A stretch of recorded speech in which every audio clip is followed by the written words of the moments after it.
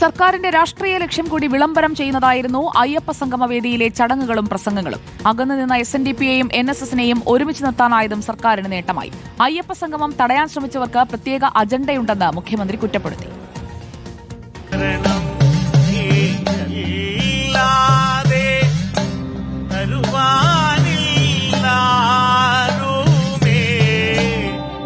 യുവതീ പ്രവേശന സമയത്തെതിരായ അയ്യപ്പ ഭക്തരെ ചേർത്ത് നിർത്തിയാണ് ആഗോള അയ്യപ്പ സംഗമം സർക്കാർ നടത്തിയത്. ഉയർന്നു വന്ന വിമർശനങ്ങൾക്കെല്ലാം മുഖ്യമന്ത്രിയുടെ മറുപടി. ഇത്ര കാലവും ഇല്ലാത്ത ഈ സംഗമം ഇപ്പോൾ എന്തുകൊണ്ടാണ് എന്നാണ് ചിലർ ചോദിക്കുന്നത്.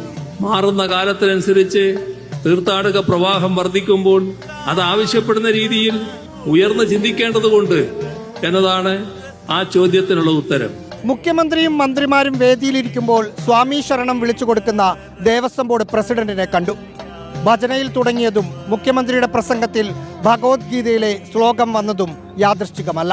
അദ്വേഷ്ട സർവഭൂതാനാം മൈത്ര കരുണ ഏവജ എന്ന് തുടങ്ങുന്ന ഭാഗമാണ്. എല്ലാവരെയും ഒരിക്കൽ കൂടി ഈ ആഗോള അയ്യപ്പ സംഗമത്തിലേക്ക് സ്വാഗതം ചെയ്തുകൊണ്ട് നിർത്തുന്നു. നന്ദി, നമസ്കാരം. സ്വാമിയേ ശരണമയ്യപ്പ.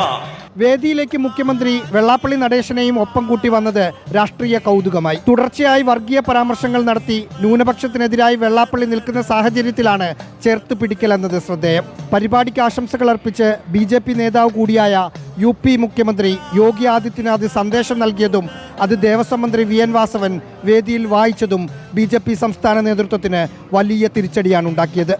റാഹീസ് റഷീദ്, ഇൻ റിപ്പോർട്ടർ, പമ്പ.